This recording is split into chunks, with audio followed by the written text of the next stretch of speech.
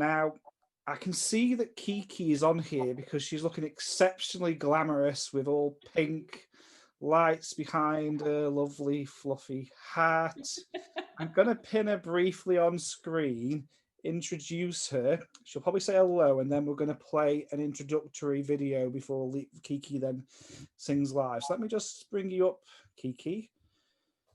And then Kiki should be pinned on now. So this is Kiki Ebsen, daughter of Buddy Ebsen, fabulous singer, lovely person, extremely glamorous, and has a voice of honey.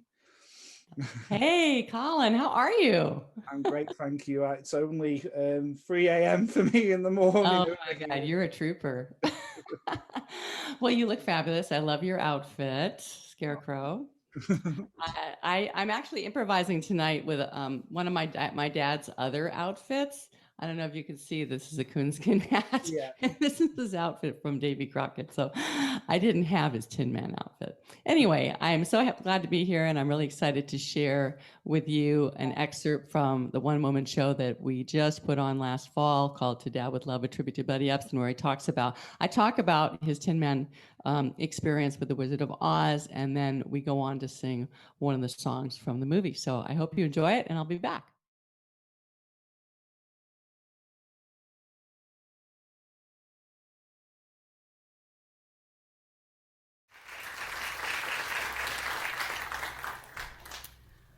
I suppose the most interesting discovery about my father was that of his involvement with the Wizard of Oz. Have you all heard that story? You've all heard it? Because we can skip it. We can just. You sure? Okay. I'll tell it. Back in the 30s, when the news of the big budget film, The Wizard of Oz, circulated around MGM, Shirley Temple had already been replaced by Judy Garland because of her amazing voice. Arthur Freed, L.B. Mayer's right-hand man at the time, came up to Dad and whispered in his ear and said, "Kid, I got it on good authority. You're going to be the Scarecrow." And then he wandered off. Then Ray Bolger walked on the scene. Now, Dad knew Ray Bolger from New York. He was an incredible dancer, already famous for his rubber knee act. He just might be perfect for the Scarecrow.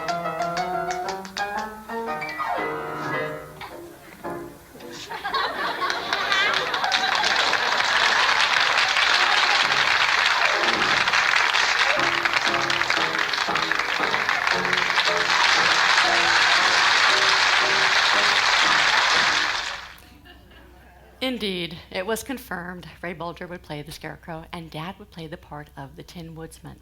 And the shooting began. Originally, Dad's outfit was to be made out of real metal stovepipe. Awkward to dance in, especially when you see where the jagged edges of the legs meet the torso. Well, snip. One false move, there go the family jewels. I'm not here, there's no show, and you guys would be doing something totally different with your evening. So the material was changed to cardboard for safety reasons. The makeup was a different story. So every morning Dad would come in and be fitted with a fake chin, nose, a skull cap, and then his exposed skin covered in white grease paint. Now his face and hands would be liberally dusted with aluminum powder. Real aluminum powder. And after just a few days of inhaling this real aluminum powder, well, he had trouble breathing. Now, the production was way behind schedule, and Dad did not want to complain of his growing discomfort, so he pressed on. But after a week of inhaling this powder, the breathing problems were becoming worse, and his joints were starting to cramp up. Then after 8 days, he woke up in the middle of the night screaming, "I can't breathe," and his fingers and toes now had curled back on themselves, and he thought he was dying. He was rushed to the hospital and placed in an oxygen tent. What had happened was the aluminum powder had coated the inside of his lungs like paint, and he couldn't get oxygen to his blood. Well, of course, the studio called the next morning and ordered him back to work because he was an hour late. To which the nurse said, "Mr. Ebsen's not going anywhere. He's a very sick man." Physically, emotionally, mentally depleted by this near fatal ordeal, Dad had what the doctors called a nervous breakdown. It would take him weeks and weeks to recover physically. In the meantime, he was replaced by Jack Haley.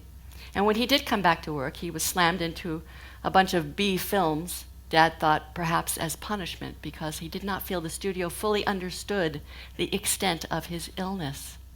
In fact, their studio spin for this cover-up was that he had had an allergic reaction. In the end, L.B. Mayer sat Dad down to talk about his contract.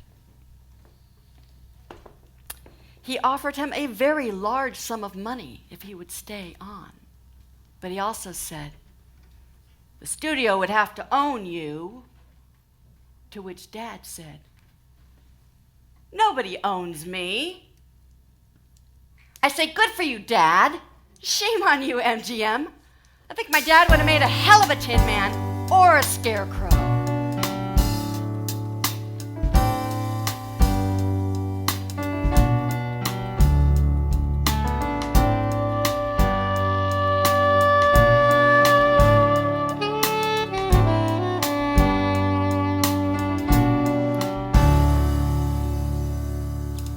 I can wallow with the hours, conferring with the flowers, consulting with the rain.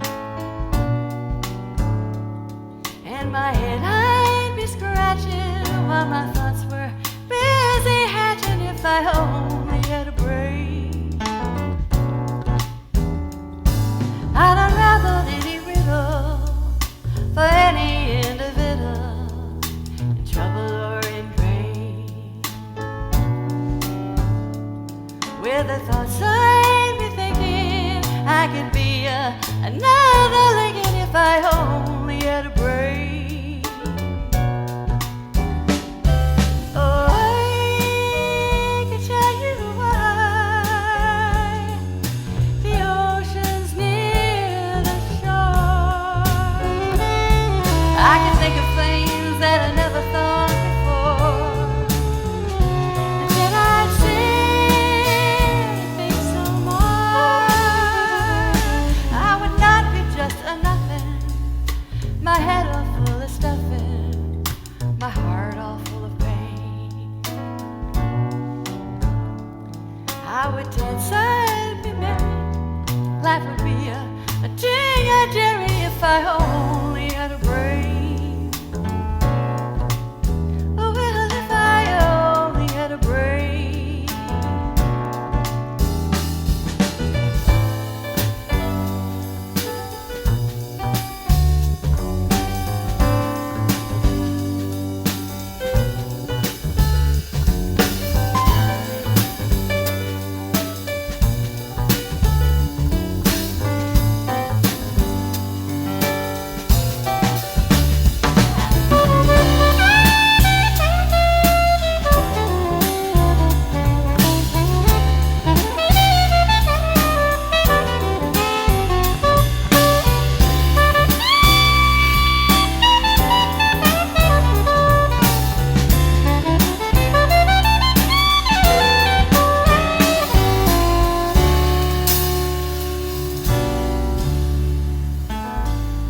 I would not be just a nothing, my head all full of stuffing, my heart all full of pain.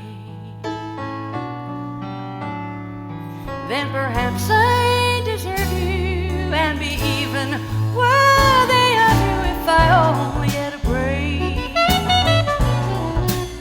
Well, if I only had a brain. Well, if I only had a brain. Well, if I only had a brain.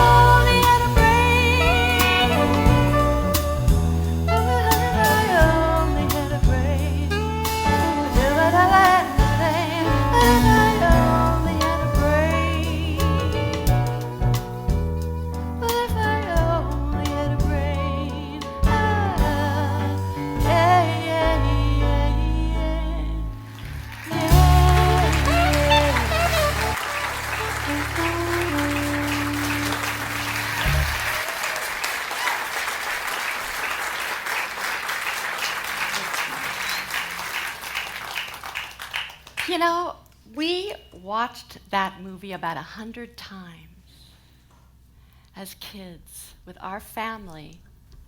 My father never told me that story. Never. I found out as an adult. I think it was just too painful a memory to share. So 5 decades later, when MGM asked him, when they were putting out the 50th anniversary of The Wizard of Oz, they asked Dad to help promote it.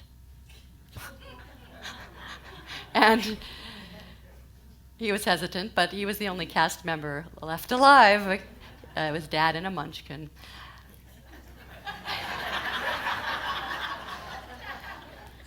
So they offered to put all that footage of him from the movie in that special edition, including his version of If I Only Had a Heart.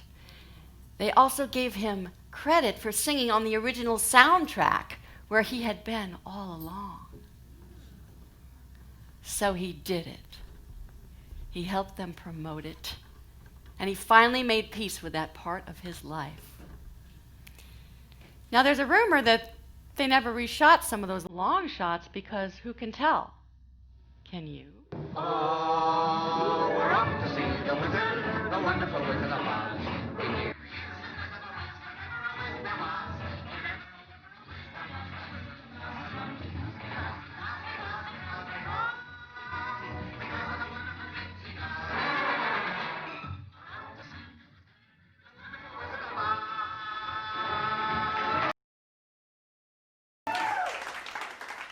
Yeah, so that's part of a much larger show, obviously, that includes stories about my dad's career. But that, of course, is the highlight and pretty much a very pivotal point in his career. And again, it was one that he didn't talk about. It became a rumor that I started to hear from my older sisters as I became a teenager. And I still was like, I don't believe no, that didn't, because we watched the show all the time. And then all of a sudden, when I was about 16 or 17, my sisters were saying, well, you know, there's footage in an archive. There's archived footage of Dad as the Tin Man. So anyway, and of course, later we all found out the story, and that's all true. MGM did ask Dad to help promote it after 50 years. And he was really, like, seriously, but it was good for him to do it. His wife encouraged him to do it and seriously make peace with that, because that was a very painful time, and I'm sure everybody knows a lot more than the troubles that they had filming that movie. And it was right after Dad was let go that they changed directors, they changed the color of Judy Garland's hair, and they just did a whole makeover. So anyway, I'm happy to answer any questions. I'm going to do one more song for you, but however you want to, whatever you want to do. If you have any questions for me or anyone? No? Yes? No? You're all very... Don't forget to unmute if you've got a question for me. Thought no one does. Well, you guys are... Someone does. Come on. Well, that's okay. I'm going to do a song from this is my living room. It's where I do a web stream every Wednesday night of my material. We're busy working on a new record, so I've been doing a lot of songs here. So I'm going to do another song from The Wizard of Oz that I do in the show. And I think you all know it. It's the classic Over the Rainbow.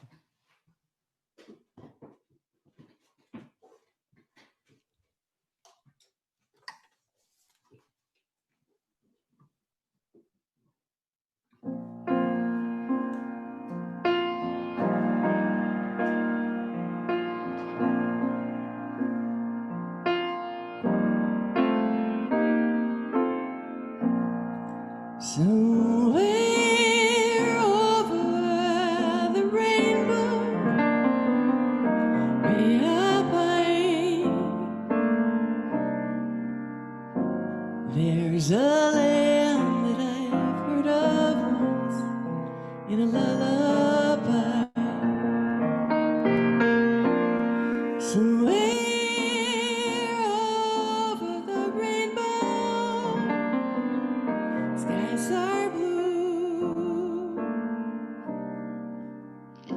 and the dreams that you dare to dream really do come true. Someday I'll wish upon a star and wake up where the clouds are far behind me,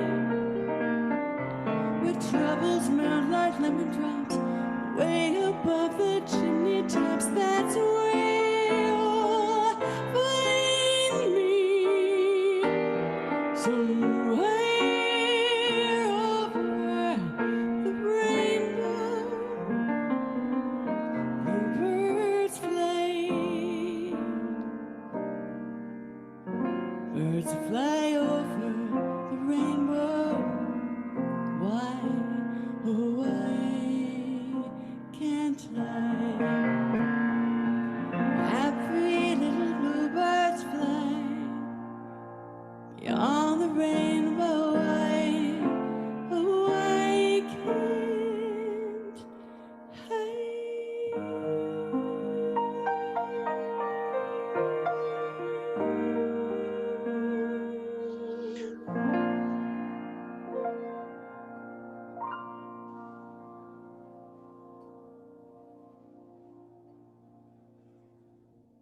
Thank you, Kiki. Everyone is messaging saying they really liked how so there's a little text message box that says that they love the version. I do have a question for you, actually. Yeah. You've toured with your show with Dad with Love. You recorded the Scarecrow session, and they each have a focus on the Wizard of Oz, the role your dad was going to play. What does it mean to you to be? What does it mean to you to be doing? Is it a link to your dad from the past? Where does that come from? Where you broke up right there. What does it mean to be? So the touring with Dad with Love, Right. And particularly the elements that you do quite often with the Wizard of Oz and tell his story from that. What does it mean to you? Where does that come from? Still doing this now? Well, I mean, initially the story, the whole idea of doing a show for my dad was a way to connect with him, and especially because there were so many things about his career that I didn't know. I'm the last of 6 girls. He was 50 when I was born, and he wasn't a man. He was a very stoic, private man, and he was, he was great. But he spent 18 years of my formative life, my life on television. So he was working, and I didn't get a chance to have a lot of heart-to-heart talks with him. He kind of told us what he wanted to tell us. And so he had this desire for me to be a jazz singer, and I went into rock and roll, and we had a lot of disconnects. So coming back, finding those stories, reading his letters of his time in New York, and in Hollywood, and reading about the trials that he went through and the pain of his career, and reading, he has an autobiography called The Other Side of Oz, which is on my website, which is also for sale with Scarecrow Sessions, with the OzCon 2020 discount.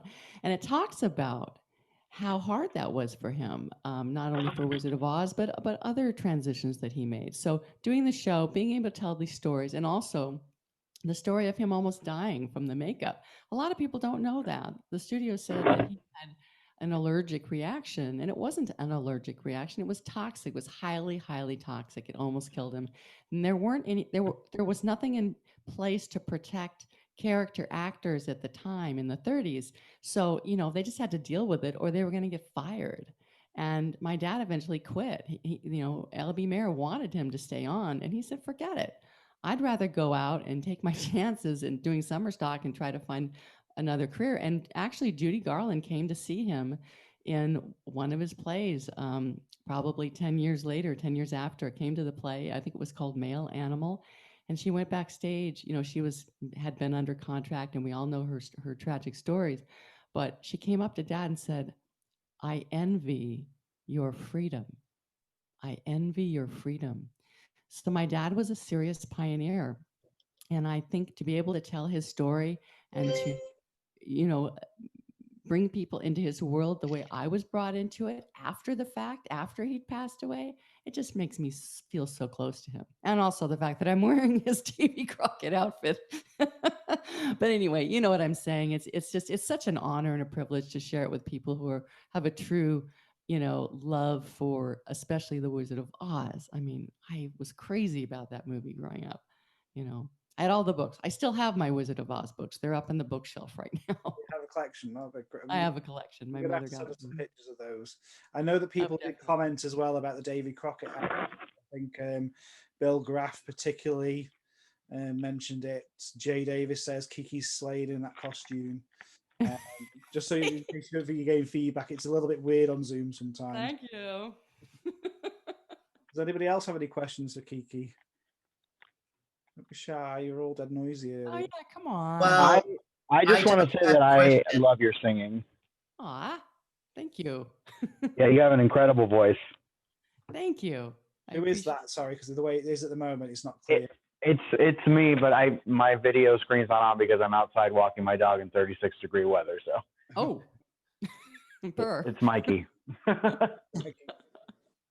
Hi, Kiki. This is Lynn Belts, and I'm currently in St. Louis, and I don't have a question. I just want to let you know my sister lives around the corner from the house your father was born in Belleville, Illinois, and I drive by it all the time, and I think of him every time. Will you tell her to send a picture? Send me a picture. I will take a picture and send it to you. Please. Oh, that's awesome. That's really great. Well, thank you for sharing that. Hey Kiki, it's Erica. Just wanted to let you know, I saw you at OzCon last I year. remember you. I totally remember you. Even with your glasses and your top hat, which is fabulous. Oh, thank you. I do remember you. Oh, thank you. Yeah, I'm really happy to finally get to hear you sing. We didn't get a chance last year, so when Colin said that you were going to do this for us tonight, I was really happy to hear that. My pleasure. Forward to this. My pleasure. Thank you for listening. Yeah, happy to. Yeah, I really do wish we could have done it at Kellogg West live, but COVID is that witch that it keeps on giving right now. Right. And Kiki's album, The Scarecrow Sessions, if you haven't seen my 10-minute review that's on our YouTube channel, there's a couple of snippets from the album, very brief. You get to see how the CD is made up. Or if you're not into CD right now, Kiki does also have a download. She is giving 25% off with the code OzCon2020. So I'm just plugging that marketing bit there for Kiki. If anyone else has got any other questions, it might be the only chance you get to speak to Kiki. I have another question actually. I was just curious. Was your father, or did your father and Judy have a relationship over the years? Were they friendly? Like keeping in touch and such? Well, like I had shared before, I mean, she came to see him in a production a few years after The Wizard of Oz, and so right. I think as professionals, they were friendly. As far as staying in touch is really I think even with Shirley Temple and other stars, he didn't. They were so busy and everyone doing their own thing. He was certainly able to contact her, but I don't know really how long they stayed in contact, because I think as my father moved into movies and then television and with his family and all, I don't think they stayed in touch after probably 10 or 12 years. I think Thank you. Bill Graff's raising his hand, wants to speak. Yeah. Kiki, I'm wondering, your dad seemed to, as a young performer, he was one of the greatest dancers. But in the last half of his career, he seemed to just let that go and focus on performing as an actor. Was that a choice he made, or was that just because the business changed? Oh, well, yes, the business did change quite a bit. Yeah, I mean, here's the thing. He was always interested in dancing and theater. Yeah. His dream was to write a hit musical with full-on production and dancing, and he did. It wasn't necessarily a hit, but he did produce it, and he did get it on the stage. And he's written a lot of plays and things like that. So, and my mother had a theater, so they were always trying stuff out in theater. Of course, he's known for being Jed Clampett on the Beverly Hillbillies, and he always was. Which is great, by the way. Oh, thank you. That really is a terrific performance and a great series, I have to say. Well, thank you. And he slid a lot of dance routines in there. If you've watched a few of those, in fact, Phil Silvers was a guest star on the Beverly Hillbillies, and they starred in Yokel Boy in the 30s, and they danced together. So he was always bringing his old cronies and getting them in there and doing a little dance.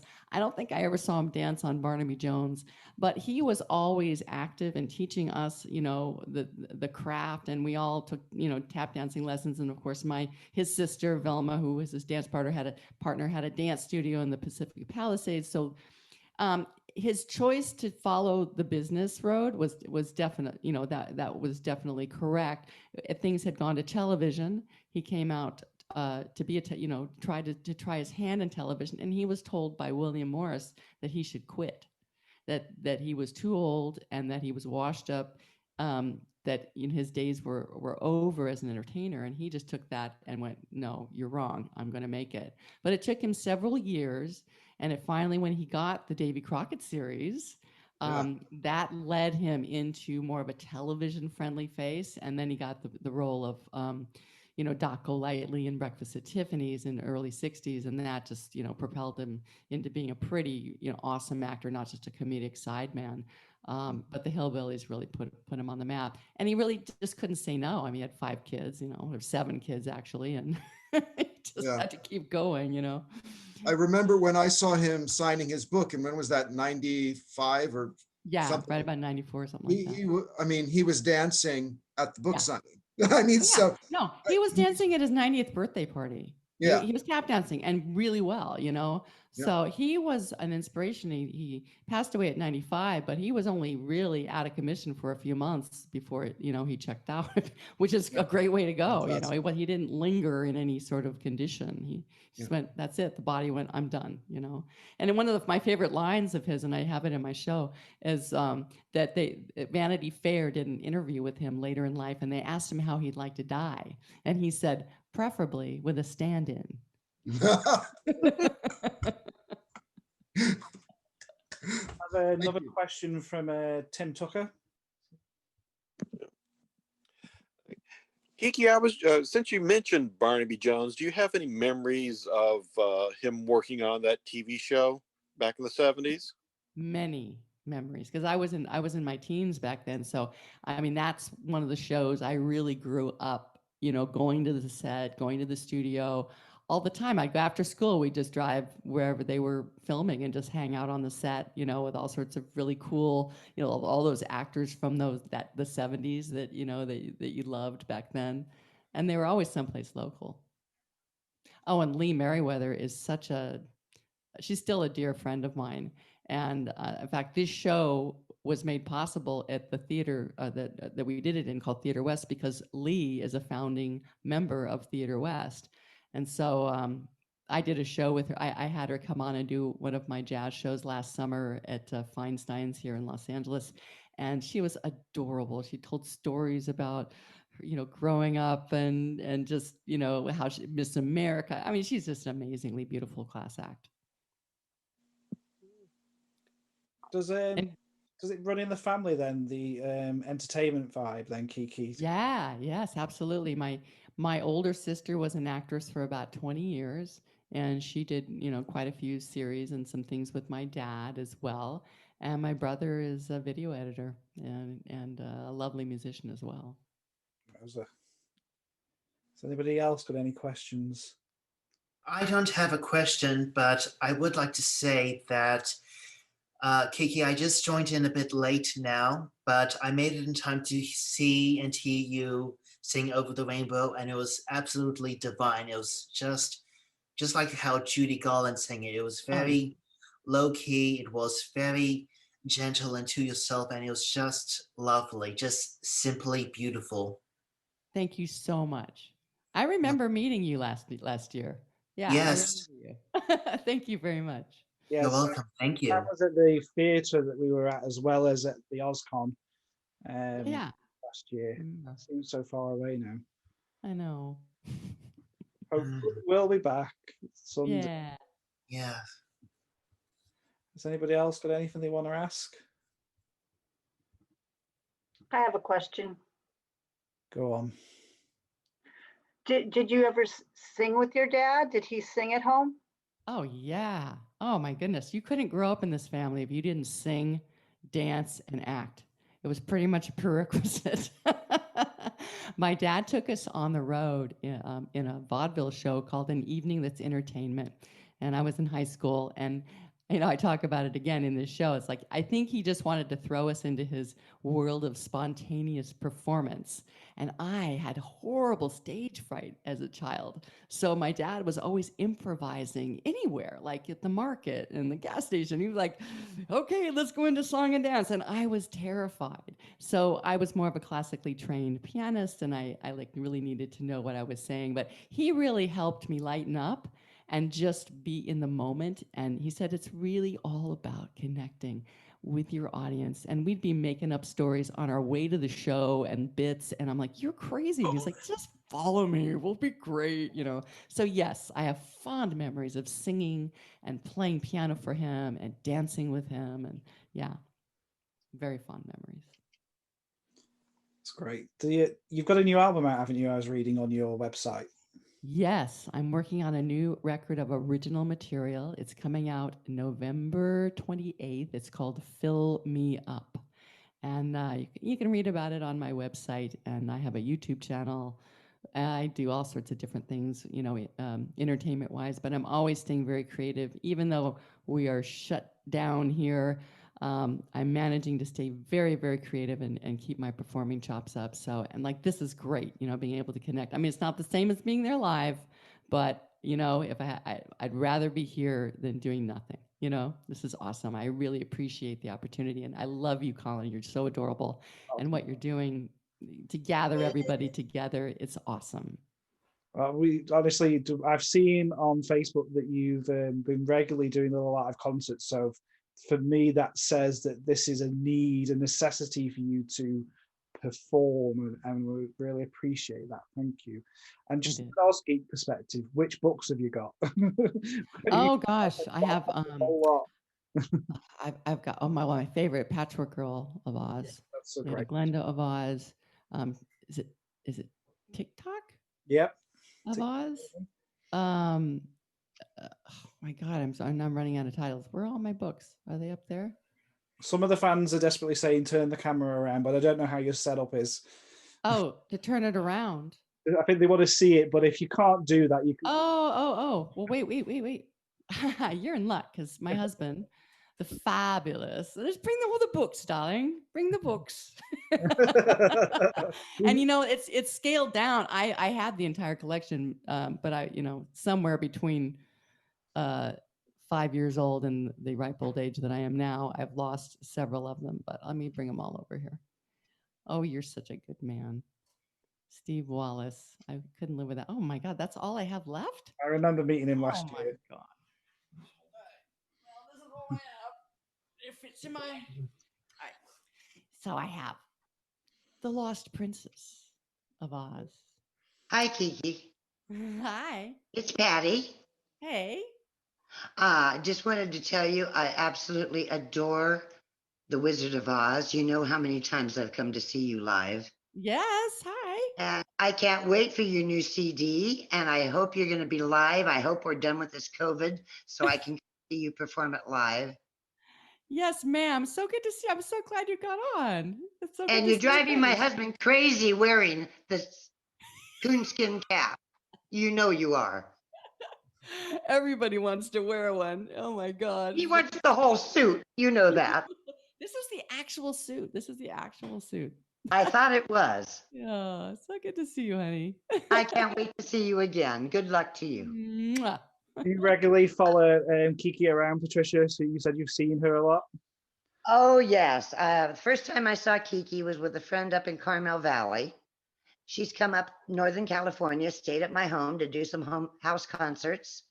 And we can't wait to have her back in Northern California again. Oh, wow. You do home concerts, Kiki. So, can we book you? Absolutely. Oh, house concerts are the best. I do. Oh, house concerts are awesome. And I'll come to England. Yeah, definitely. Yeah, I've been to Scotland. I did a whole house concert. Well, actually, it was everything. We played the Church of Edinburgh and in all sorts of places. It's really Yeah. cold and wet up there, though, and their accents are even stronger than mine. Oh, I know. With Scotland, I was like, oh, slow down a minute. You write that down. All right. So quickly, Magic of Oz. Yes, you got the white editions, the 60s Yeah, ones. they're white. So they're, yeah, it's 60s. They're not like the original. That's not, but you still want They're the still Road to highly, Oz. a bunch of Oz collectors, they're still highly collectible, Kiki. The Road to Oz. I'm never getting rid of them. Are you kidding me? These are going to the grave with me. Oh, there's TikTok. That's cool. I only have a few. So there's, oh, the Scarecrow of Oz, of course. Fabulous. Dorothy and the Wizard of Oz. Oh my goodness, I'm running out of space. Oh, I like this one. Ozma of Ozma's Oz. a favorite of most of us. Oh, and Rinky Tink. I knew there's Rinky. I was going, is it TikTok or Rinky Tink? I remember Rinky Tink. And my favorite, drum roll please, the Patchwork Girl of Oz. You don't know how many of us now, right now, as Oz fans, are just creaming ourselves because. No, I went off on this whole thing. The Patchwork Girl and the horse, the sawhorse that comes alive. Me, I'm a horse girl. I have 9 horses. That to me was magic. Every time I'd like think that a sawhorse could turn into a horse and take me on these adventures. Well, you can imagine my dream life is very full. My fantasy dream life. Just even the fact the sawhorse exists is a big deal. Am I in? Am I in? Yeah, totally. All right. Awesome. All right. You get points for that. Yes. Does anybody else have anything they want to ask of Kiki? Do we get a chance to hear any of your new music tonight? Not tonight. We'll do it this. We'll do a whole thing this Wednesday night. If you guys want to hear some original music, please come to Facebook, Kiki Ebsen, and I will preview music from the new record. So do they just need to add original music is phenomenal. Do they just need to add you on Facebook, Kiki, to do that? Or no, it's public. It's public. Yeah, you just go to it's kiki.ebsen, and you can do a search, and it'll be a public link. I'll play a bunch of songs, and we chat just like this, except I probably won't wear the hat. You send me the link over. I will share them out to everybody. I will. Oh, I have a quick question. Are you on Spotify, Kiki? I am on Spotify. I'm on Spotify. Sweet. All right. Please go there and follow and listen. I'm new to all that stuff, so I know that every little bit helps. He's also now that you're on Spotify, I'm going to follow you. Yeah, that and Pandora and Deezer and all of them. Apple Music as well. I was playing Apple earlier. Yeah. Yeah, it's all. If you haven't had a chance to hear Kiki's live music, if you haven't had a chance to hear Kiki's own music, you're in for a real treat. Aww. She's a great writer and a great performer. And all of our web streams they're called the Songwriter's Living Room, aptly named. They're all on my YouTube channel, and they're also on Facebook. But you can go to YouTube now and watch concerts, and this very informal sort of we chat back and forth. Well, not like Zoom, but I definitely engage with everybody, so it's really fun. It's a fun little family. Oh, thank you so much. Thank you for brightening up in England it's cold and wet right now, and we're heading into autumn with COVID-19 around, so it's just lovely to have what feels like is live entertainment in our home. So thank you very much for just taking the time to do this for all of us. My pleasure. And yeah, definitely, guys, get yourselves added on. I'll send out links for Kiki's YouTube channel and on Facebook. Go onto a store, OzCon 2020 for 25% discount. I will post all those links out afterwards as well. Great. Thank you. Thank you for sharing your music tonight. Yes. Oh, my pleasure, dear. I'll see you soon. All right. Love you. Love you too. Good night, everybody. Good night, Kiki. Night. Good night. Bye. Bye.